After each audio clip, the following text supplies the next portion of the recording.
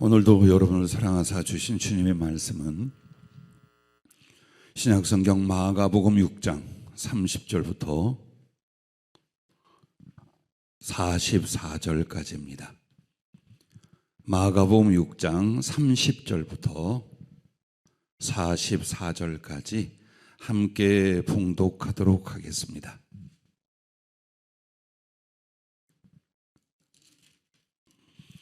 사도들이 예수께 모여 자기들이 행한 것과 가르치는 것을 낱낱이 고하니 이르시되 너희는 따로 한적한 곳에 가서 잠깐 쉬어라 하시니 이는 오고 가는 사람이 많아 음식을 먹을 겨를도 없음이라.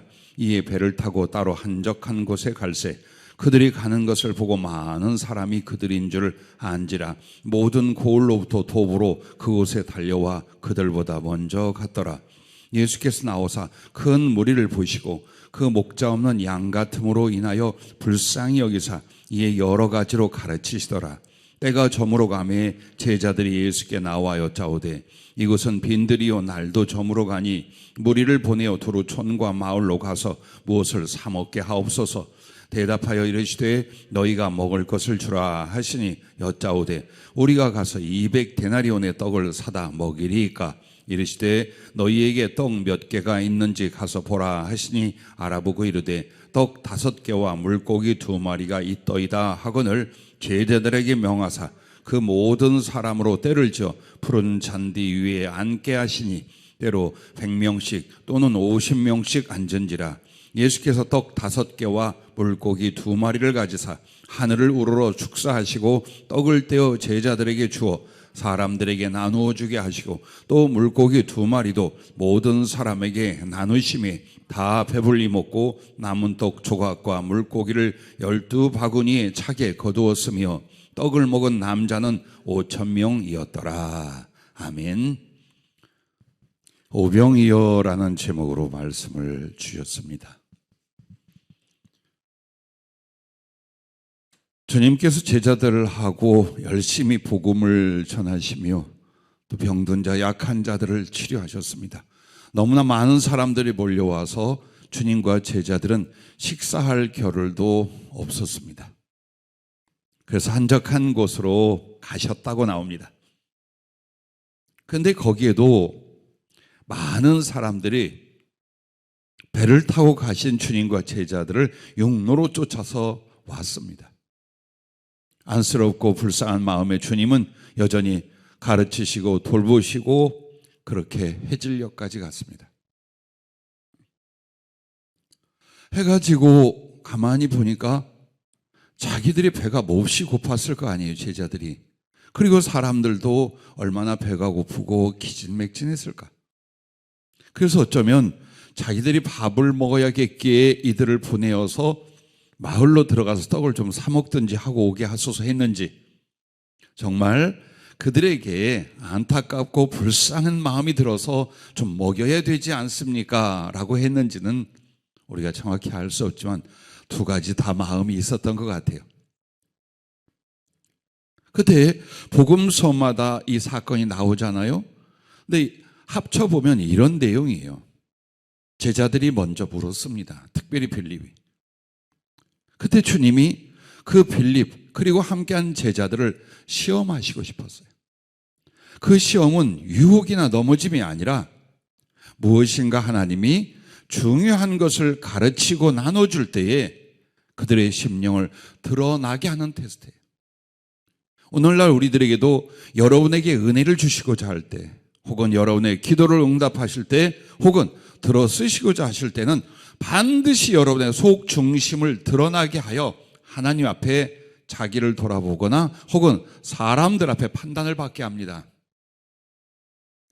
그래서 이 빌립에게 네가 먹을 것을 주어라 그렇게 말씀합니다. 그런데 먹을 것이 어디가 있어요? 어쩌면 자신들이 먹을 건 좀 준비했었는지도 몰라요. 오늘 이 마가복음에 보면 밥을 먹으려고 해도 시간이 없어서 배를 타고 한적한 곳으로 데리고 갔다가 나오니까 어쩌면 제자들에게는 약간의 식량이 혹은 음식이 있을 수도 있었을 거예요. 그런데 뭐라고 하느냐? 200데나리온. 자그마치 환산하면 4,500만 원은 들여도 이 많은 사람들을 먹일 수가 있겠습니까? 라고 말합니다. 그때 주님이 너희들한테 뭐가 좀 있느냐 찾아봐라. 그러자 요한복음에는 한 아이가 보리떡 5개와 말린 물고기 2마리 정도, 즉 한 끼나 2번에 나눠 먹을 만한 도시락이었어요.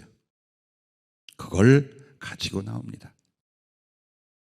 그리고 주님은 그 떡 5개와 고기 2마리를 축사하셔서 그 많은 사람들에게 마음껏 먹고 원하는 대로 먹을 수 있도록 나눠주게 됩니다. 그리고도 12바구니에 거두었다라고 말합니다. 우리는 이것을 오병이어 기적이라고 말합니다. 오늘 본문은 여러분과 나에게 무엇을 말씀하고 가르치려 할까요? 몇 가지가 있어요. 하나님은 기적의 하나님이다. 주님은 긍휼의 하나님이시다. 믿음은 이런 것이다. 그리고 오늘날 너희 교회나 너희 각 개인에게도 이런 기적은 주님의 은혜로 얼마든지 이루어질 수 있다라고 말하고 계십니다. 그러면 여러분과 나에게는 한계가 있어요. 제한이 있어요. 그래서 무언가 주 안에서 꿈을 꾸고 삶의 필요를 바란다 할지라도 지금 내 능력과 여건으로 해낼 수 없는 것들이 대부분이에요. 그때 만약 이것을 이루고 이것을 얻고 한다면 이것은 하나님의 기적에 속한다라고 생각한다면 그 일이 이루어질 때 그것은 분명히 기적입니다. 왜? 내 힘으로는 할 수 없는 걸 하게 되었어요. 내가 얻을 수 없는 걸 얻게 되었어요. 그 하나님의 은혜를 오늘 기적이라고 말합니다. 그렇다면 우리 교회나 여러분 개인에게 과연 이렇게 넘치는 오병이어의 기적이 어떻게 일어나느냐 말이에요. 언제 어떻게 이것이 일어나는가? 그것을 성령으로 주님이 오늘 여러분과 나에게 가르치시고자 이 말씀을 택해 주셨습니다. 첫 번째는 예수 그리스도의 복음을 전할 때입니다. 오늘 여러분과 나는 하나님 앞에 부름을 받아서 사랑이라는 충성이라는 단어가 믿음 생활이며 장래를 예비한다는 걸 너무나 잘 압니다. 그런데 그 사랑과 복음의 중심이 뭐냐? 우리에게 하나님의 사랑은 구원으로 넘치는 은혜와 진리와 그 나라로 임하셨습니다. 이제는 우리가 그 하나님께 영광을 돌리며 그리스도를 높이고 또 하나님의 구원과 사랑을 이루고 전하기 위하여 우리는 어떤 사람들이냐? 모두 다 복음을 맡은 사람, 복음을 전할 사람, 복음으로 하나님께 영광을 돌릴 사람으로 부름을 받았고 거듭났고 거룩한 사명을 받은 줄로 믿으시길 바랍니다.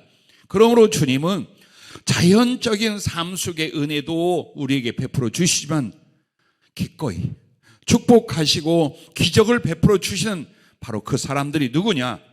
예수 그리스도의 복음을 위하여 산 사람들입니다.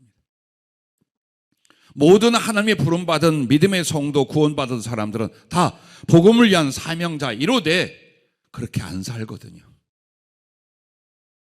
하나님의 은혜를 받고 이용하려고는 해도 이제 내가 이 한 몸으로 주님과 복음을 위해서 나를 바치고 드리는 것이 진정 믿음이며 사랑이며 충성이라여 삶을 정하고 더 많은 수고와 그 비전을 갖는 사람은 모든 교회마다 얼마나 되겠습니까?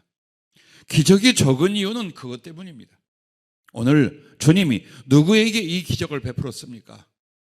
주님과 복음을 사모해 나온 그 백성들이요, 앞으로 이렇게 예수님처럼 복음을 전하고 영혼들을 살려야 될 그 제자들을 위하여 이 기적을 행하신 것입니다. 먼저 오병이어 중에 떡 5개의 의미가 있습니다. 거룩한 상징이 있습니다. 이 떡 5개는 예수 그리스도 자신 그분의 몸을 우리에게 주시는 걸 가르쳐 말씀을 하고 있습니다.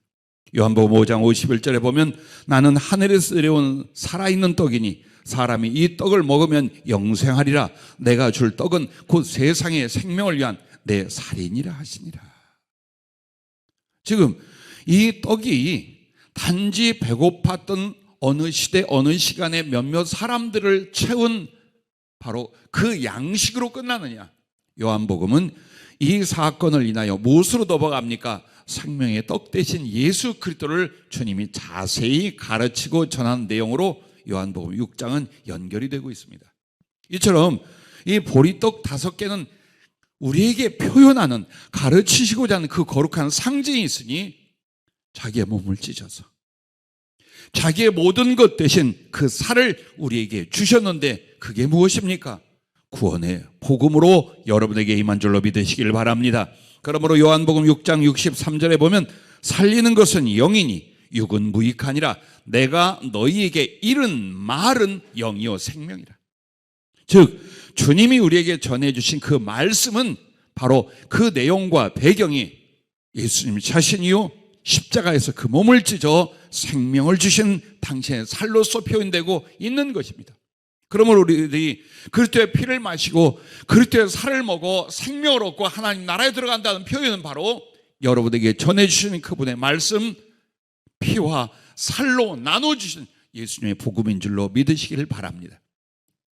그런데 왜 떡이 하필이면 5개, 5라는 숫자가 들어갔느냐?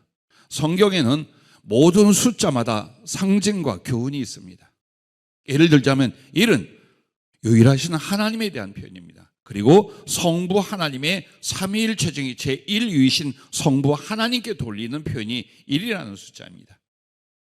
2는 삼위일체 하나님 중에 제2위이신 성자께 돌리는 숫자이기도 하고 동시에 복음을 전할 하나님의 사람들, 예수님의 제자들 2명씩 보내면서 이가 그것을 상징하기도 합니다. 3은 삼위 하나님에 대한 표현이기도 하고 제3위신 성령께 대한 상징을 가지고도 있습니다. 혹은 하나님의 거룩하신 어떤 약속이나 결정이나 완전에 대하여 3을 표현하기도 합니다. 4는 동서남북 세상을 가리킵니다. 6은 제6일째 창조된 사람 그리고 짐승에 대한 숫자입니다. 자, 7은 곧 나옵니다. 그러므로 여기까지만 하겠습니다.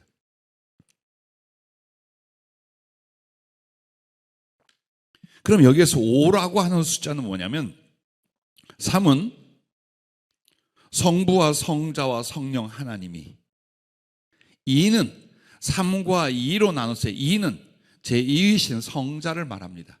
즉 삼위일체 하나님이 성자 예수님으로 이 세상에 오심에 대하여 5라는 숫자를 표현합니다. 혹은 성령으로 그 몸을 복음으로 주신 제2위이신 예수님 성자, 즉 3과 2는 이런 의미를 가지고 있습니다. 그래서 떡 5개가 우연히 기록되어 수천 년 동안 내려온 것이 아니라 그 5라는 숫자 안에 예수님, 하나님이신 예수님, 성령으로 우리에게 복음의 떡이 되어주신 예수님에 대한 상징이 5라는 수를 가지고 있는 것입니다. 그래서 여러분과 내가 이 세상에 살면서 주님께 받은 것이 복음의 떡 바로 5개예요. 그리고 그것은 내가 먹고 생명을 얻고 구원을 얻고 주님을 얻는 것뿐만이 아니라 주님은 사랑의 사명을 다 주신 거예요.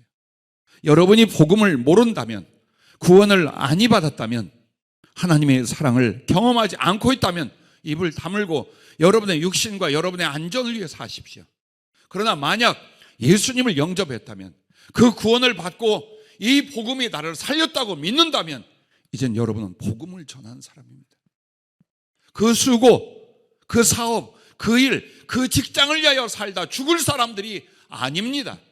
그것은 생계의 작은 한 부분이요, 은혜의 한 부분일 뿐이지 나의 하나님 앞에 본분은, 그리고 구원받은 내 삶의 이유는 이제 예수님을 전하여 높이는 것과 이 예수님 말미암아 어제 나와 같은 자들을 지옥에서 끌어내는 하나님의 구원과 생명과 사랑의 일을 이 작은 몸으로 이루고 가는 것, 그것이 여러분의 삶의 이유입니다.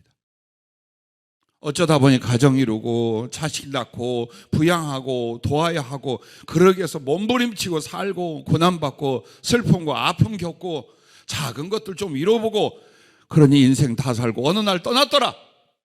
그것이 아닙니다. 결코 여러분은 그것이 아닙니다. 그러므로 오늘 여러분에게 이 떡 5개의 복음을 주셨다면 여러분과 나는 이 복음을 받고 복음을 전하기 위해 사는 사람임이 맞습니다. 오늘 이 갈릴리 바닷가에 모인 백성들과 주님의 제자들처럼요. 그들은 정말 자기의 삶의 필요와 혹은 수고와 모든 계획들을 다 내려놓고 어디로? 주님께로 왔습니다. 주님의 제자 베드로가 뭐라고 말합니까? 너희도 나를 떠나려냐? 라고 주님 부르실 때 영생의 말씀이 여기 계시오매 우리가 어디로 가오리까? 이처럼 예수 그리스도 그리고 그분의 구원의 복음, 그 진리의 아름다움과 위대한 능력과 사랑 속에 사람들은 모였고, 그리고 그들을 돌본 이 제자들은 장차 예수님을 가슴에 담고 살을 찢어주신 그 복음을 들고 이 세상으로 나아가 전할 사람들입니다. 바로 그들을 위해 기적을 행하셨습니다. 그러므로 34절 말씀을 한번 보십시오.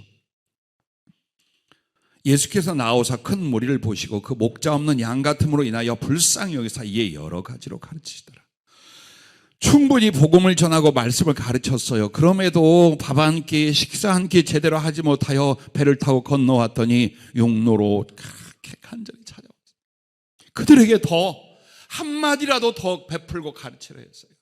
오늘 교회는, 주의 종은, 그리고 믿음의 사람들은 어떤 선행, 어떤 사랑 위에 뭐가 있어야 됩니까? 복음을 전해주는 일. 우리 주님처럼 그렇게 하는 것입니다. 때로는 내 혈육, 내 가족에게, 내 자식에게, 혹은 하나님의 말씀과 그 위로를 필요하는 믿음의 형제들에게, 그리고 어디서든지 우리는 삶을 사랑하며 인간을 만납니다. 사람들을 만나 교제하고 관계를 갖습니다. 그 모든 일 앞에 예수 그리스도의 복음을 전하는 바로 이 일들입니다. 그래서 고린도전서 9장 14절에 보면 복음 전하는 자들이 복음으로 말미암아 살리라 라고 말씀을 합니다. 오늘 우리는 복음을 받았고 그 복음으로 생명을 얻었고 이젠 이 복음과 함께 살며 이 복음을 전하는 삶으로 살아가는 사람이 되었다라는 것입니다. 그런데 이 일에 충성을 할 것이냐, 아니면 육신의 일들을 도모하게 하여 이 거룩한 생명과 사랑의 사명을 저버리고 살 것이냐. 오직 예수 믿는 사람은 그 둘 중에 하나만이 있다라는 사실입니다. 그리고 무엇보다도 주님의 기대와 사랑과 긍휼이 복음을 위해서 사는 자들에게 있다라는 것입니다. 여러분은 이렇게 말할 것입니다. 하나님의 사랑은 공평하여 그 누구에게나 똑같이 10손가락을 깨물어서 안 아픈 손가락이 없다. 그렇지 않아요. 손가락 깨물 때 여러분 장갑 꼈거나 골무를 꼈으면 안 아파요. 그 손가락은 안 아파. 혹은 감각이 없어지고 신경이 마비됐다면 안 아파. 즉 하나님이 그 사람들을 사랑하시되 사랑받을 만한 사람들을 더 사랑하고 긍휼히 여길 만한 사람들을 더 긍휼히 여기는 것이 사실이에요. 그러면 여러분은 각자의 이유가 있고 하나님께 은혜를 요청하는 중심이 있을 거예요. 단 예수님의 마음으로 돌아가 보세요. 그분은 누구에게 긍휼을 베풀며 누구에게 사랑을 주며 누구에게 더 많은 기적과 은혜를 베풀어 주실까요? 똑같을까요? 아니요. 오늘 말씀처럼 복음을 위해 사느냐, 자기를 위해 사느냐, 육체와 세상을 위하여 살아가느냐, 예수, 내 하나님, 내 주님, 그리고 그 생명과 사랑을 나누는 일을 위하여 나의 삶의 본분으로 삼았느냐, 여기에 달려있는 거예요. 여기에 달려있다는 것을 여러분 잊지 마시길 바랍니다. 그러므로 지금 이 시대에도 어떻게 복음을 전할 것인가, 어떻게 사람들을 주님께로 인도할 것인가 하고 계셔요. 언제나 그 마음이 있고 그 자랑이 있고 그 사랑이 있는 사람들은 아무리 코로나19가 극성이요 위험하여 사람을 가까이 할 수 없다 할지라도 어느 만남 속에, 어느 관계 속에 또는 전파를 사용해서라도 복음을 전하거나 사람을 주께로 인도하거나 혹은 우리 교회로 와서 은혜를 받게 하거나 다들 하고 있다는 사실입니다. 그리고 나 자신이나 내 자녀들과 내가 영향을 끼칠 수 있는 사람들에게 여러분은 무엇을 가장 아름답고 절대적인 가치관으로 세우고 계십니까? 복음을 위해 살아라. 세상의 명예나 돈이나 사랑을 위해 살지 말고 너희는 그리스도 예수 주님을 위해 살아라. 그 중에 그 주님을 위해 사는 것 중에 가장 중요한 건 복음을 위해 사는 것이니라. 내가 만약 그런 중심이 있고 그런 삶으로 나아가고 있다면 자식도 그렇게 가르칠 것입니다. 그래서 좋은 남자 만나니 어이야 괜찮다야 어때? 이쪽 관심이 아닐 거예요. 혹은 무언가 물질적이고 경제적이고 삶 속에서 희망이 보이냐 보이지 않느냐 이걸로 인생을 결정하며 내 자녀들을 양육하지 않을 거예요. 물론 모든 기도와 관심이 있겠습니다만 그 중에 첫 번째가 너는 주님과 복음을 위해 살아라. 너는 주님과 복음을 위해 살아라.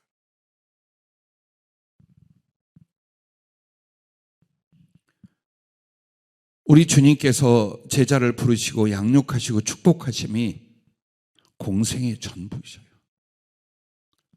3년 동안 십자가를 지시기 전에 주님이 하신 일이 전부 다 뭐냐? 제자 부름과 양육이었어요.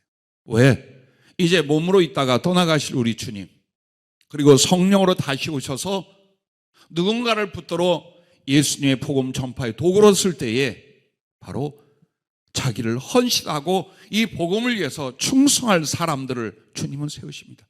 이 시대는 아닐까요? 오늘 우리 교회와 여러분의 인생은 아닐까요? 밭이 이어져 있어요. 그래서 추수할 때가 되었어요. 그러나 추수할 일꾼이 너무나 작아. 만약 추수 때가 지나가면 밭은 다 상하고 썩기 시작합니다. 이처럼 우리 주님도 때가 있어요. 그래서 우리의 시대에 우리가 어떻게 해서도 영혼들을 구원하고 그들을 그때 사랑 안에 세우는 그 일을 위하여 우리가 쓰임받기를 헌신되기를 원하십니다. 그러므로 주님의 모든 관심이, 모든 기대와 사랑이 누구에게 있느냐? 주님과 복음을 위해 일하는 사람, 그 복음을 위해 나가는 사람들에게 있습니다. 그러므로 오늘 없는 것을 있게 하고 작은 것을 크게 하고 안 될 것을 되게 하고 죽은 자를 살리는 기적은 누구에게? 복음을 위해 사는 사람들에게, 바로 그들에게 허락된 것이라 이것을 믿으시길 바랍니다. 두 번째는 자기 자신을 함께 드리는 겁니다. 우리가 실수하는 게 있어요. 복음을 전한다, 주의 일을 한다, 신앙으로 산다라고 하는데 나를 제공하지 않아. 오늘도 보세요. 빌립을 시험하며 제자들에게 나타난 게 무엇입니까? 우리는 이미 주님께 다 드렸어. 집도 없고 우리 인생도 다 드렸어. 그러니까 오늘 일용할 양식만큼은 안 드려도 되지 않을까? 너무 배고파서 그렇게 힘들게 어렵게 수고했고 이제 이쪽에 와서 밥 한 끼 먹으려고 하는데 주님 뭐야? 먹을 거 네가 좀 줘라. 야. 그러니까 당연히 변명이 나오겠죠. 아니 지금 나 먹을 것도 없고 먹을 시간도 없는데, 그리고 이 많은 사람을 도대체 어떻게 먹이란 말입니까? 말도 되지 않는 소리를 하고 계십니다. 주님. 어쩌면 우리들의 인생의 사명이다, 충성이다, 주를 위해 어떻게 살아란 말을 들을 때마다 여러분과 내 속에서 외치는 소리로 나올 수 있다. 뭐가 있어야 하지? 뭘 가지고 하라고? 아니 뭘 주셔야 좀 어떻게 주의를 하지? 라고 할 수 있어요. 제자들 그렇게 하고 있습니다. 그런데 주님이 원하는 것은 그럼에도 긍휼을 베풀고, 그럼에도 남을 생각하고, 그럼에도 사람들에게 자기 자신의 사랑의 헌신, 사랑의 섬김이 되기를 원하셨던 내용입니다. 이것은 오늘 그걸 가리키는 거예요. 뭘 시험했겠어요 주님이요? 내가 그리스도를 따른다는 이유로 나 자신은 지키고 싶고 나 자신은 그래도 챙겨야겠어. 그렇게 하는 주님의 종이나 사명자나 성도들을 향하여 오늘 말하는 거예요. 그럼 이 물고기 두 마리가 뭘 말하냐? 성도, 즉 우리 자신을 가르쳐 말하는 것입니다. 그리고 두 번째는 복음을 전하는 제자들입니다. 누가복음 10장 1절에 보면은 70인 제자들을 전도하여 각 마을로 보낼 때 두 명씩 보내요. 결코 혼자 가게 아니하시고 언제나 최소한 2명이 짝을 이뤄 가게 해요. 그래서 사도 바울도 처음에 바나바와 짝을 이뤄 가게 하죠. 자, 이처럼 2라는 숫자는 복음을 전하는 주님의 제자 혹은 하나님의 사람들에 대한 숫자로서 주어집니다. 더군다나 여러분이 잘 아시죠? 요한복음 21장에 보면 물고기 하면 눈물이 날 사건이 있어요. 부활하신 주님을 기다리던 제자들이 갈릴리로 돌아가서 뭘 합니까? 무료하고 답답해. 나 물고기나 잡으러 가련다. 이쪽에 전문가들이었어요. 그 주르르 따라서 가서 오후에 나갔는지 밤을 지새워도 고기 한 마리도 못 잡아요. 그런데 희끄만해 새벽이 밝을 무렵 바닷가에서 누군가가 소리를 칩니다. 얘들아, 고기 좀 잡았냐? 아니요. 그리고 대화를 좀 하다 보니까 어때요? 물고기가 배 오른편에 던질 때에 153마리가 잡힙니다. 그때서야 주님이시구나 하고 베드로가 바다 위를 달려오듯이 헤엄을 쳐서 주님께로 나오고 제자들이 나왔어요. 그때 주님은 그 바닷가에서 어떤 모습으로 계셨어요? 아침상을 차리고 계셨어요. 밤새 추위와 그리고 그 수고에 지쳐있을 자기의 제자들에게 먹을 것을 준비하시되 숯불을 피워서 따뜻하게 몸을 녹이게 하고 그 위에 생선과 떡을 올려놓고 그 따뜻한 음식을 먹게 하려고요. 그 물고기는 사랑에 대한 표현이었어요. 그리고 우리가 어떻게 그리스도의 사랑을 받았기에 남들에게 어떻게 사랑을 전해줘야 될 인생인가를 말하는 것이 물고기 2마리의 상징이에요. 그러므로 가서 여러분에게 사람을 낚는 어부가 되게 하리라는 말씀도 물고기는 하나님의 사람들 혹은 그분의 사람들을 말하면서 동시에 뭘 말합니까? 물고기는 무엇입니까? 떡처럼 남에게 먹히고 먹게 하여 그들에게 생명과 만족을 주는 거예요. 즉 사랑의 희생을 가르쳐 말하는 거예요. 그게 우리들의 몫이요, 우리의 특권이요, 우리의 사명이라는 것입니다. 그러므로 여러분과 내가 살아갈 때에 주님의 은혜를 얻고 우리가 할 수 있는 건 약간의 예배와 종교 행위, 그리고 나아가서 열심히 전도하거나 복음을 전하는 것, 아니 더 나아가서 열심히 기도하는 것, 여기까지는 하는데 정말 실수하거나 놓치는 게 무엇입니까? 교회 안에서 믿음의 형제들과 또 교회 밖에서 많은 이웃들에게 그리스도의 사랑, 그리스도의 긍휼, 그리스도의 섬김을 몸소 행하는 것이 우리의 사명이고 축복이라는 것. 그것을 잊어버리는 거예요.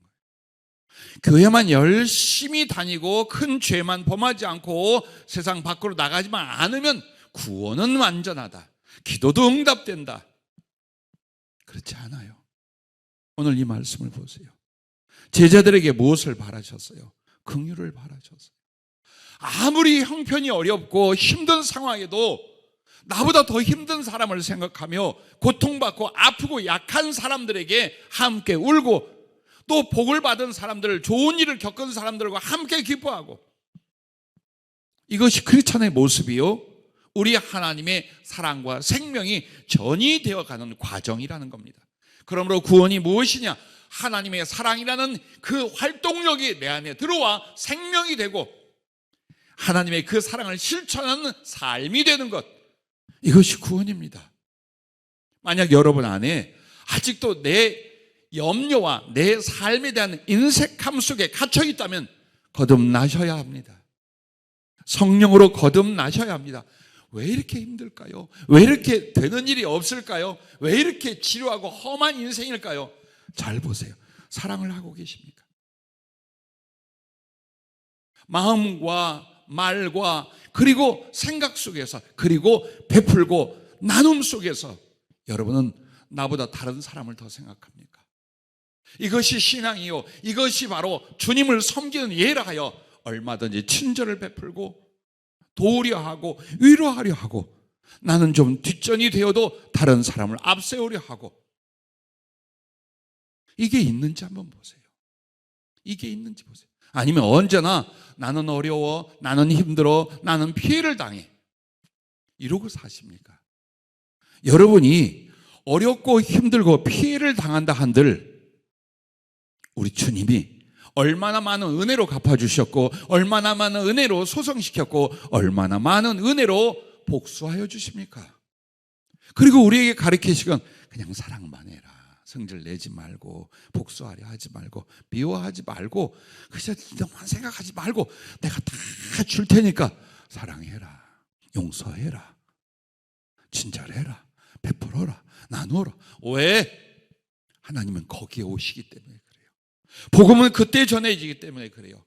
그리고 진정한 하나님의 은혜도, 앞날의 축복과 삶의 보상도 사랑을 실천한 그 사람들에게 일어나는 거예요. 그래서 주님이 오병이어에서 그 떡은 주님 자신이라면 물고기 2마리는 주님의 제자들을 가리킨 것이요, 오늘 우리들을 가리킨 거예요. 내가 이런 사랑으로 복음을 너희에게 주었듯이 너희도 너희의 사랑을 통하여 내가 준 이 복음을 전할 수 있도록 해라. 그것을 우리에게 가르쳐 주시는 말씀입니다. 그러므로 여기에서 오병이어, 우리는 5하고 2, 5하고 2, 이 숫자만 생각합니다. 합치면 7이라는 숫자예요. 그럼 7이라는 숫자는 뭘 말합니까? 하나님 나라와 하나님의 완전수입니다. 동시에 그것은 하나님과 그 백성의 수이기도 합니다. 이게 7이에요. 그러면 7에 대적하는 수가 뭐냐? 6이요. 666이라는 숫자예요. 왜 적그리스도가 666의 표를 찍는다고 나옵니까? 그것은 단지 숫자만을 가리키는 게 아니에요. 6이란 건 하나님께 지음을 받은 피조물임에도 그 하나님을 저버린 상태예요. 그래서 하나님과 그 나라의 완전수가 7이라면 1이 부족해. 하나님 1이 부족한 수가 6이에요. 그래서 666이란 건 이런 것이에요. 세상적이요, 정력적이요, 마귀적인 그 상징이에요. 내가 크리스찬으로 살면서 세상을 탐하고 정력적이고 사단적이다. 그리고 이와 같은 죄의 가장 근본 상태가 뭐냐면 이기심입니다. 나밖에 몰라. 절대로 양보하지 않아. 자존심은 무엇입니까? 피해의식은 무엇입니까? 다 주변 다 나쁜 놈이래. 나는 옳은데. 어떻게 하나님의 사람의 양심에서 그런 말이 나옵니까? 내가 10배는 더 잘못됐잖아요. 왜? 사랑하지 않은 것도 죄라고 나오잖아요. 내가 사람들 관계에서 저건 나쁜 놈이고 저건 못된 놈이고 저건 나한테 피해를 주고 이렇게 삽니까? 그렇게 살고 계십니까? 아니면 더 사랑하고 친절하고 나누고 돕지 못한 걸 아파하는 마음을 하나님 앞에 갖고 계십니까? 나는 666의 표를 찍어가고 있는지, 혹은 하나님의 그리고 그 나라 그 백성의 완전수인 777을 내 영혼에 새겨가는지를 보십시오. 그래서 이 7이라는 것은 주님 5, 나 2, 서로 사랑을 합쳐서 나누어주고 전해질 때 하나님의 나라가 왕성해져가는 걸 가르쳐주는 말씀이에요. 그래서 주님은 복음을 전할 때 복음 혼자 다니면서, 성령 혼자 다니면서 사람을 구원하고 하나님 나라를 이루시잖아요. 누구를 통해? 나 같은 걸 통해. 우리 같은 것들이 무엇이라고 우리가 사람을 구원합니까? 우리가 하나님의 이름으로 기적을 행합니까? 우리가 무엇인데 정죄된 인생들에게 하나님의 용서를 선포하며 구원을 말할 수 있겠습니까? 그러나 주님은 사랑으로 헌신되고 그 사랑을 복음과 함께 나눌 사람들을 통해서 이 복음이 전해지고 하나님이 임하시고 구원의 역사가 일어나게 만들어 주신다는 것을 잊지 마시길 바랍니다. 그러므로 여러분과 나는 또한 보십시오. 복음으로 5, 무장하고 나아가 증거하는 증인 2 해서 역시 7이라는 숫자는 복음으로 무장하여 복음을 전하는 그리스도의 증인들에 대한 상징도 가지고 있습니다. 오늘 주님은 자신의 전부를 우리에게 복음으로 주셨습니다. 이제 우리는 우리 자신의 전부를 사랑과 충성을 위해 드려서 하나님의 나라와 생명을 이루어야 될 줄로 믿습니다. 그래서 5라는 숫자, 나의 모든 걸 다 사랑을 위하여 드리는 2라는 숫자, 이 사랑과 충성이 어울려서 7이라는 하나님과 그 나라의 완전수가 이 세상과 우리의 심령에 이루어져 가게 만든다는 것을 잊지 마시길 바랍니다. 만약 물고기 2마리가 없었다면 얼마나 아쉬웠을까요? 생각해 보세요. 보리떡으로 표현된 그 5개가 겨우 허기진 배는 면할 수 있는 제대로 영양은 공급이 되지 않았겠죠. 인간적으로 말하면, 물질적으로 말하자면. 근데 거기에 영양가가 넉넉한 물고기 2마리가 합쳐졌어요. 그래서 광야에서 식사였지만 배부르기도 하고 영양도 만점이고 아쉬움이 남지 않은 하나님의 은혜, 하나님의 역사를 본 거예요. 이처럼 오늘 하나님이 위에서 베풀어 주신 그 사랑을 우리가 또 나아가 나누는 사랑을 통하여 어떻게 해요? 행복하게, 온전하게 위로 하나님께 영광을 돌리고 많은 사람들에게는 하나님을 인하여 진정한 사랑을 보았고 우리를 인하여 그 복음이 무엇인가를 깨닫는 이 은혜 속에 들어가게 된다는 사실입니다. 가만히 봐봐요. 조금만 더 친절했더라면 얼마나 많은 사람이 교회에 나왔고 얼마나 많은 사람들에게 복음을 전할 기회가 있었습니까? 여러분은 여러분의 혈육들에게, 여러분의 친척들에게, 여러분의 처갓집에게 혹은 여러분의 직장과 학교와 기타에서 칭찬받는 사람입니까? 아니면 지탄을 받고 있습니까? 아니면 기억도 못합니까? 우리가 얼마나 남들에게 사랑과 친절을 나누지 않으면 기억도 못하거나 아니면 피해 욕하거나, 크리스찬으로 이지영이 됐는데도 항상 뭐라고 하냐면 너희들 잘못이야, 내 주변의 것들 때문에, 이렇게 말씀하겠습니까? 아니요. 그로 말미암아 하나님의 영광을 땅바닥에 곤두박질 치게 하고 한 사람에게도 복음을 못 전하게 만들었어요. 잘 보세요. 복음이 막히는 이유는 시대가 악하기 때문이 아니에요. 물질이나 능력이 없기 때문이 아니에요. 그리스도인의 사랑이 없기 때문이에요. 왜? 모든 사람은 여러분의 인생 속에 경험해 보았지만 남의 작은 사랑에도 감동을 해요. 진시한 사랑 앞에는 다 마음을 열어요. 그리고 여러분이 사랑을 나누고 전하고 있을 때 그들이 궁금한 건 왜? 라는 거예요. 그 뒤 배경이 예수님이었다는 것, 그분께 받은 구원과 사랑이었다는 것, 그분이 나의 인생을 송두리째 바꾸신 은혜와 사랑의 하나님이라는 사실, 이것은 아주 자연스럽게 여러분의 사랑과 친절을 베푼 사람들에게 전해지게 되어 있습니다. 말을 멋지게 하며 아니면 성경을 잘잘 외워서가 아니에요. 그래서 여러분과 나에게 어떻게 살아라?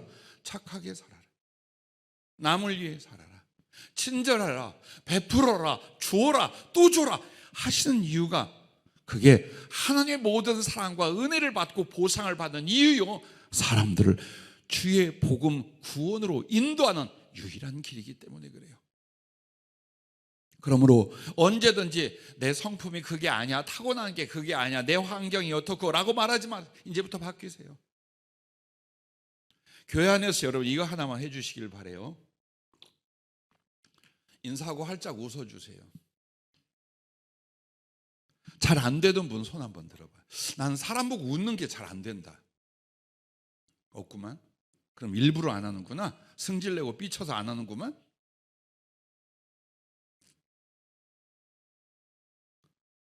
얼마나 중요한지 몰라요. 생각을 바꾸세요.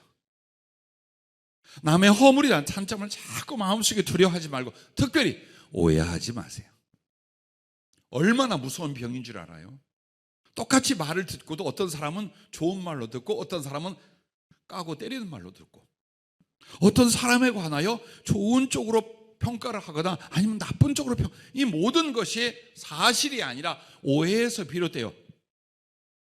그래서 여러분의 마음이나 관계성 안에, 그리고 나의 생각과 이해와 사람을 만나는 인격성 안에 언제나 그리스도의 사랑을 가지고 있어라. 그리고 실제로 말이나 행동이나 삶 속에 자꾸만 나눠주고 섬기려 해라. 그게 바로 주님의 복음 떡 5개와 내가 드리는 작은 사랑, 물고기 2마리가 합쳐져서 오병이어의 기적을 나와 우리 가정 안에도, 우리 교회와 나아가서 우리가 복음을 전하는 자리, 작은 사랑을 베푸는 자리, 그리고 그 복음과 사랑이 필요한 곳에 거룩한 기적의 역사가 일어날 줄로 믿으시길 바랍니다. 어떤 사람이 몹시 감기에 걸리고 많이 아팠어요. 가까이 있는 사람이 아무도 돌보지 않았어요. 그냥 안부만 물었어요. 오늘도 교회 갈 수 있어? 못 갈 수 있어? 근데 어떤 분은 먹지 못한 걸 위하여 먹을 것을 한 끼를 준비해서 전해줬어요. 얼마 전 들은 간증이에요. 근데 그것이 평소에는 별거 아닌 것 같지만 며칠간 앓고 있는 사람, 아무도 돌보지 않는 사람에게 누군가가 전해준 한 끼의 식사는 어떨 것 같아요, 여러분? 얼마나 큰 기쁨과 감사와 감동을 주겠어요. 그러면 평소에 친한데 왜 안 돌봤느냐? 그만큼 우리는 배려에 관심이 적었던 거예요. 한번 보세요. 사랑이란 어떤 것인지, 그리고 어떤 살아있는 거룩한 역사를 이루는가를 한번 보세요. 조금만 더 관심을 갖는다면, 조금만 더 나를 나눠주려고 한다면 얼마나 많은 주 안에서 아름다운 것들이 주의 영광의 열매, 구원의 역사, 하나님의 은총의 역사로 일어날 것인가를 다시 한번 여러분과 내가 생각해야 될 줄로 믿습니다. 그래서 주님이 제자들을 가르쳐 믿음을 갖게 한 게 뭐냐면, 그저 주님 의지하여 믿습니다 하면 다 이루어지, 이걸 말하는 것이 오병이어가 아니었어요. 네가 사랑으로 먼저 헌신하려고 했다면, 긍휼을 베풀어서 이루어보려고 했다면 너는 기적을 볼 것이다. 그걸 말씀하신 거예요. 그 오병이어를 주님께 가지고 난 아이가 누군가를 알아보려고 그랬어요. 그래서 기도하고 역사적인 참고 찾아서 살펴보았어요. 그러다가 중단을 했어요. 왜 요한복음의 주님이 이 오병이어를 주님 앞에 가지고 온 한 아이라고만 썼을까? 그의 이름을 누구라고 가르쳐 주려는 것이 목적이 아니라 어른들 앞에 아이, 성인인 제자들 앞에 그냥 어린 아이라는 걸 말하려고 했던 거예요. 어린아이는 내놓을 수 있었어요. 저도 얼마나 배고팠겠어요. 저에게도 얼마나 필요했겠어요. 근데 이 아이는 어른들이 찾으니까, 또 예수님이 찾는다니까 기꺼이 내놓았어요. 거기 제자들은 먹을 것이 하나도 없었고 온 사람들 중에 하나도 없겠어요? 아무도 안 내는 거예요. 왜? 이거 내놨다가 나 좀 있으면 엄청 배고파, 지금도 배고파 죽겠대, 옆에서 달라고 할 거야 못 줘. 여러분, 세상에 제일 무서운 사람이 도둑일까요? 전쟁일까요? 아니면 꿔달라고 한 사람일까요? 사랑이 없을 땐 제일 무서운 게 누구냐? 뭐 좀 달라고 하나 꿔달라고 하는 거예요. 제일 무서운 사람이에요. 여기 제자들도 거기에 만여 명이 있는 사람들 중에도 누구 하나 자기 주머니에 있거나 자기 배낭 속에 있는 걸 내놓은 사람이 없어요. 그래서 빌립을 콱 찍어서 주님이 한 거예요. 그리고 이 아이는 오늘 여러분에게 주님의 제자 위치가 필요한 게 아니에요. 예수님과 얼마나 친하고 그에게 얼마나 많은 지혜와 말씀을 받고 은사를 받고가 아니에요. 어린아이처럼 주님이 필요로 하다 할 때에 다른 사람에게 사랑하고 베풀고 나눠줄 수 있는 거예요. 우리는 그것을 위해서 훈련되고 만들어지고 있는 사람들이에요. 그리고 주님께서 우리를 만드신 뒤에 거룩한 축복과 기적의 역사를 이룬다는 것을 잊지 마시기를 바랍니다. 자, 한 번만 따라해 주시기 바랍니다. 복음은 사랑으로만 증거되고 사랑은 복음으로 완성된다. 예, 그래서 주님이 이렇게 말씀하고 계신 거예요. 자, 그리고 물고기 2마리에 대해서 조금 더 여러분에게 말씀을 드린다면, 물론 살아있는 거 혹은 생것을 들고 다니지 않았을 거예요. 언제든지 구워 먹거나 뜯어 먹을 수 있도록 포가되어 있거나 바짝 말라진 것들이었을 거예요. 그러면 우리에게 있어서 그냥 생물인 생선으로 말하지 않고 바짝 말려진 건 뭘 말할까? 언제나 남에게 사랑을 줄 수 있는, 수고와 희생을 할 수 있는 걸 의미하고, 자기 자신에게는 어때요? 자기를 부인하고 자기 십자가를 지는 모습이래요. 그래, 왜 나를 부인하느냐? 왜 내가 언제든 나의 목숨을 기꺼이 주를 위하여 던질 수 있는 죽음을 각오하느냐? 사랑을 위해서요. 복음과 사랑을 위해서요. 자기를 부인하지 않는 사람은 온갖 것들로 자기를 위하게 돼 있어요. 나만을 위하게 돼 있어요. 염려하고 욕심내고 걱정하고 하면 자기만 위하는 거예요. 근데 주 안에서 너를 부인해라 그 말이 뭔가? 나만을 위하여 하던 염려가 사랑을 위한 헌신과 수고로 바뀌는 과정, 이것이 나의 십자가요, 자기를 부인한 모습이요, 펄펄 뛸 만한 물고기가 바짝 말라 언제든지 남이 먹을 수 있는 물고기로 바뀐 걸 가리키는 거예요. 이렇게 살라는 거예요. 그리고 우리의 삶을 영위하고 우리가 삶 속에 무엇을 경영하라 할 때에 이걸 먼저 하라는 거예요. 복음을 위해 살려 하고, 어떻게 해서든지 남을 도우려 하고, 선한 마음과 사랑을 베풀려 하고, 이것만 한번 해봐라 이 말이에요. 자, 그리고 세 번째는 그리고 기도하라예요. 오늘 본문 말씀에 보면은 두 가지 기도가, 오병이어 기적 사건엔 두 가지의 기도가 있어요. 근데 이 두 가지의 기도가, 첫째가 마가복음 6장 35절부터 36절에 보면 주님과 복음을 위해 모인 백성들을 위해서 제자들이 주께 드린 부탁이 있어요. 기도해요. 주님, 날이 저물고 벌판입니다. 허기지고 얼마나 힘들겠습니까? 주님, 저들이 뭘 좀 먹게 좀 해야 되지 않겠습니까? 하고 주님께 드린 청탁이 뭘까요? 영혼들을 위한 기도였던 거예요. 만약 주님이 이 대화 내용이 없다면 먼저 시작하지 않으셨을 수도 있다라는 거예요. 그러나 제자들이 그 이야기를 먼저 했어요. 그리고 그것은 오늘 우리들에게 무엇을 말해요? 하나님께 구하는 기도를 말하는 거예요. 그리고 제자들 가운데서 주님이 가르치시고 테스트하신 뒤에 한 아이가 오병이어를 들고 나왔잖아요. 그때 주님의 기도가 나옵니다. 아시죠? 예수께서는 하나님 보좌 우편에 뭘 하고 계십니까? 우리를 위하여 친히 간구하시는 자이시. 성령도 우리를 위하여 정말로 통분하여 기도하시고, 주님도 하늘에서 우리를 위해서 축복하고 기도하셔요. 단 그 주님의 기도와 우리의 간구가 딱 맞아서 성취된 기적의 역사, 응답의 역사는 뭐가 있는 거예요? 복음에 대하여 충성하고 사랑을 기꺼이 베풀고 있을 때 하나님께 무엇을 구하고 하나님 앞에 그 사랑과 충성을 위하여 무엇을 기도하면 하나님이 더 크게 이루어 주시니, 이것이 사랑과 복음을 위한 기적입니다.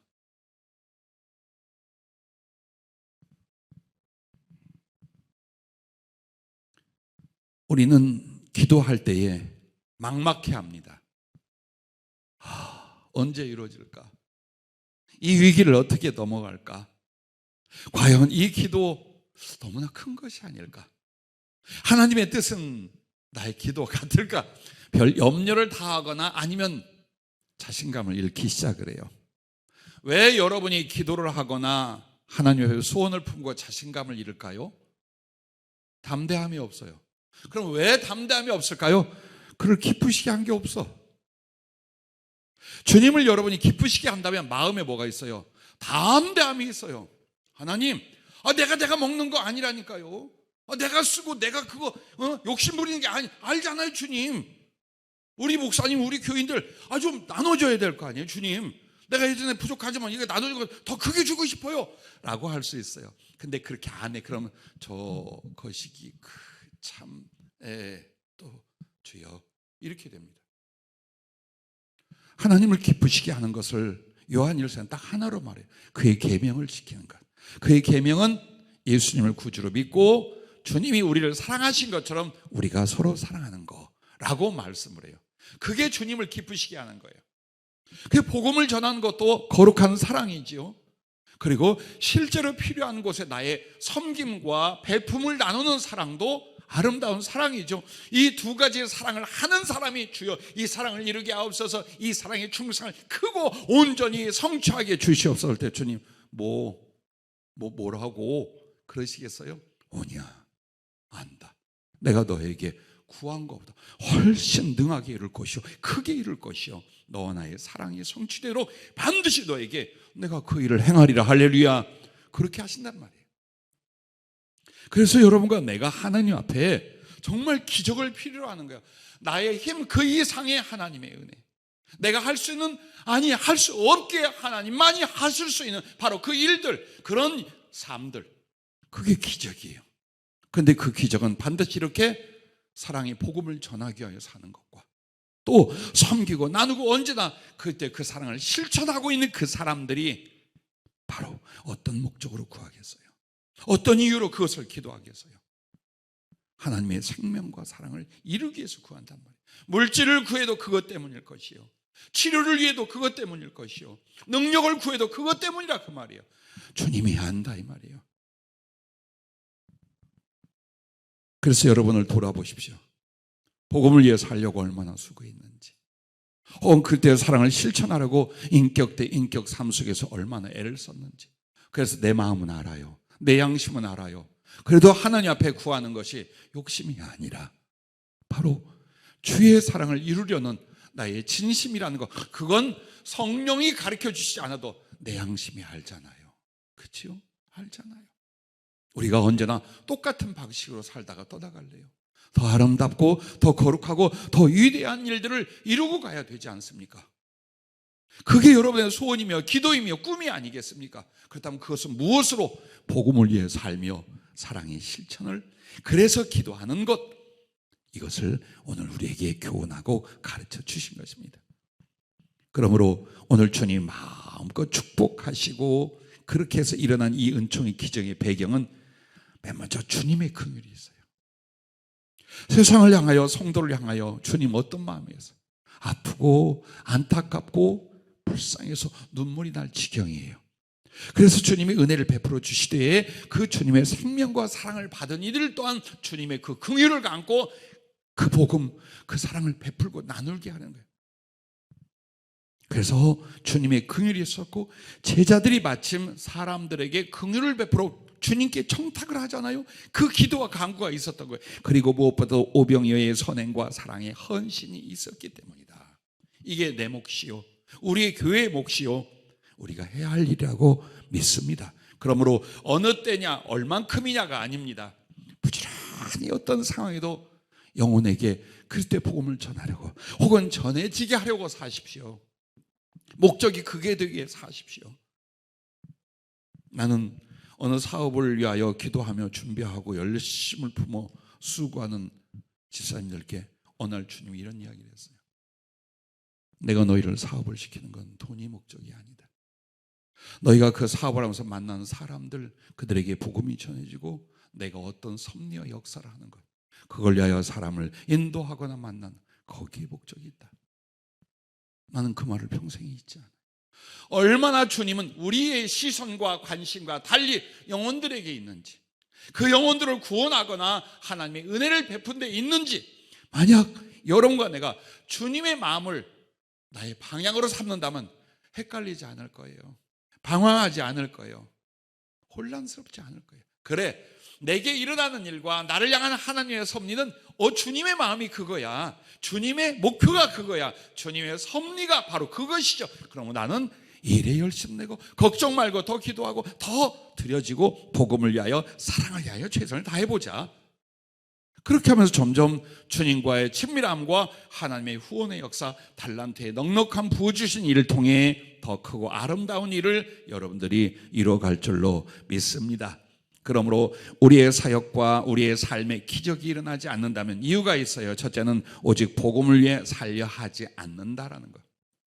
둘째는 기도가 없거나 무시되고 있다는 거예요. 여러분, 봉사가 기도를 대신하는 거 아닙니다. 성경을 읽고 있는 것이 기도를 대신할 수 없습니다. 기도는 기도입니다.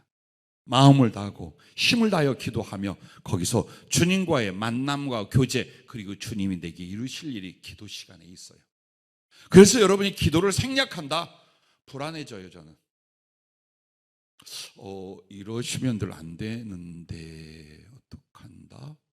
아무리 바쁘고 힘들어도 기도가 줄거나 기도를 생략한다는 건 주님과의 관계, 주님이 주실 은혜, 주님 앞에 만들어질 자기 자신, 이 모든 은혜의 영역을 포기하고 있는 것과 같아요. 그래서 기도는 남을 위한 게 아니라 가장 큰 수혜자가 기도하는 자신이에요. 그래서 결코 어느 상황에도 기도 없이 근심하고 기도 없이 노력하지 마세요. 그 다음에 세 번째가 사랑의 섬김과 선행이 씨 뿌려지지 않기 때문에 하나님이 그걸 통해 오병이의 기적을 이룬 것처럼 우리의 삶에, 우리의 사역에 기적이 안 일어날 수 있다는 것, 그걸 기억하라 라고 하셨습니다. 저희들이 개인과 교회가 더 구제와 선교, 봉사, 베품, 또 그렇게 영혼들을 위한 기도, 그리고 그런 사랑을 이룰 꿈을 계속 더 힘써 가야 될 줄로 믿습니다. 여러분, 말씀을 마칩니다. 이기적이고 정욕적이고 반신앙적인 666의 세대에 사실 우리가 살고 있습니다. 어쩌면 교회도 엄청난 지대한 영향을 세상적으로 치우치게 받고 있는 시대에 살고 있습니다.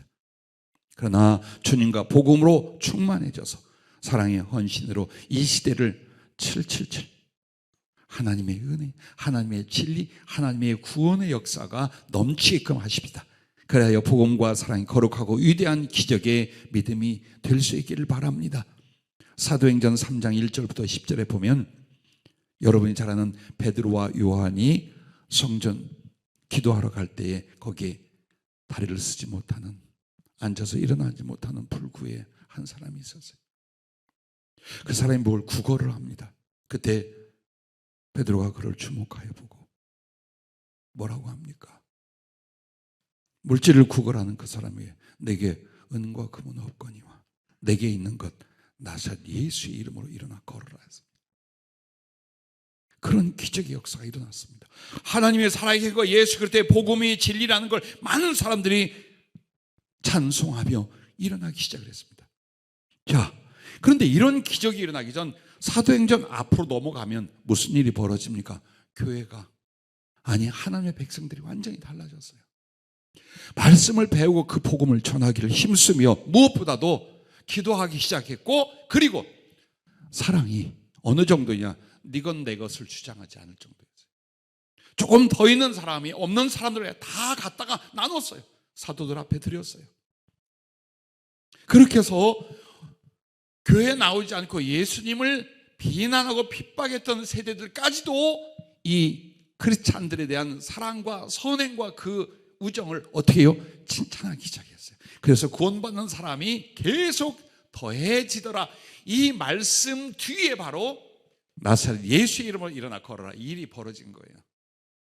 그런데 참으로 우리가 성경을 유념해서 봐야 될 이유, 그 중에 하나가 그 사랑과 기도가 이어져서 어떤 사건이 벌어집니까? 바나바가 나옵니다. 자기의 모든 소유 재산을 다 팔아서 사도들 앞에 갖다 두고 그것을 구제케 하고 복음을 위하여 사용하게 만듭니다. 이렇게 사랑의 왕성함과 기도로 말미암아 은혜가 충만했었어요. 그때 마귀가 딱 이걸 하나 합니다. 사랑을 하지 못하게 합니다. 섬기는 일을 못하게 합니다. 그것이 바로 아나니아와 삽비라 사건이에요. 그들 마음속에 사단이 어떻게 합니까? 야, 다 드리고 나면, 남들 위해서 헌금하고 구제하고 나면 니들 어떻게 살라고 그래? 정신 차려. 몇 년 전 저는 이런 간증을 들었어요. 정말 남을 돕고 주의 종이나 어려운 사람을 굉장히 많이 물질로 섬기는 어떤 자매가 있었어요. 그래서 자기는 자기의 빚도 해결을 못할 정도였어요. 그래서 친한 자매가 말하기를, 야, 너 왜 그렇게 살아? 네 앞가림을 먼저 해. 너 능력 안 되면 그렇게 살지 마라. 여러분은 어떻게 생각하십니까? 누가 지혜롭습니까? 누가 신앙과 말씀하는 누가 지혜롭습니까? 아나니아와 삽비라에게 왜 그렇게 했어요? 다 드리겠다고 했어요. 욱해가지고. 근데 마음속에 염려를 확 사단이 집어넣어요. 어떻게 살라고 그렇게 해? 아, 네 인생도 있고 네 자식들도 있는데 어떡하려고 그래? 적당히 해, 적당히 조금만 해. 그런다고 뭐 안 놓은 것보다 낫잖아? 라고 했어요. 둘이 죽었어요. 왜? 그 배경이 사단적이요. 진리와 구원의 강력한 복음이 전해질 때 바탕이 뭐냐? 사랑과 섬김과 나눔이었거든요. 그걸 못하게 하는 거예요. 혹시라도 우리의 심령에 삶의 염려 때문에 그걸 막습니까? 혹은 분위기 때문에 그걸 막고 있습니까? 그렇다면 구원의 역사, 복음의 역사, 하나님의 기적의 역사를 못 일으키게 하는 사단적 영향이에요. 그러므로 부디 다시 한번 돌아보면서 우리의 삶 속에, 그래, 더 나은 주님 앞에 복음과 사랑을 전하고 이루는 삶을 위해 살자. 그러기 위해서 오늘 이 세 가지가 오병이의 기적을 내 개인 혹은 우리의 가정, 우리의 교회에 이루는 가장 중요한 이유라는 것, 해야 될 의무라는 것, 그리고 돌아올 하나님의 보상이라는 것을 여러분과 내가 믿고 실천할 수 있기를 바랍니다.